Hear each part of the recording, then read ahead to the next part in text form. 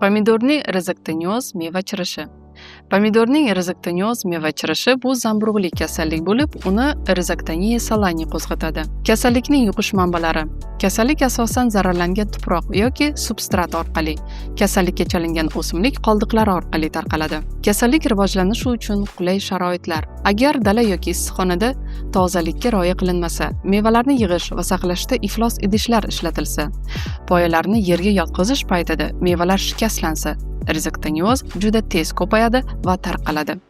Issiqxonada kasallik belgilari. Kasallik qo'zg'atuvchisi o'simlikka faqat shikastlangan joylari orqali kiradi. Ko'pincha poyalarni pastga tushirish vaqtida yerga tegib turgan pastki mevalar zararlanadi. Meva juda tez 2-3 kun ichida o'z sifatini yo'qotadi. Avval noaniq dog'lar paydo bo'ladi, keyin esa ular doira shaklini oladi. Dog' atrofida sarg'ish zona hosil bo'ladi. Keyinchalik dog'lar jigarrang tusga kiradi va usti oqish, zamburug' qatlami hamda mayda qora nuqtalar bilan qoplanadi. Meva kesilganida ichki tomirlari jigarrang bo'lib qolganini ko'rish mumkin. Urug' xonalari zamburug' iplari bilan to'ladi. Meva yuzasi yumshab, ho'l chirish boshlanadi. Nazorat va qarshi kurash choralari. Kasallikni oldini olish uchun ish jarayonida ehtiyotkorlik juda muhimdir.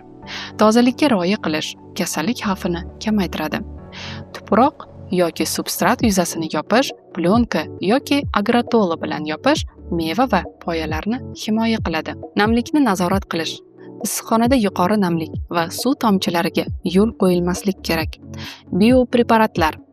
Profilaktika maqsadida trichoderma asosidagi biologik preparatlardan foydalanish tavsiya etiladi.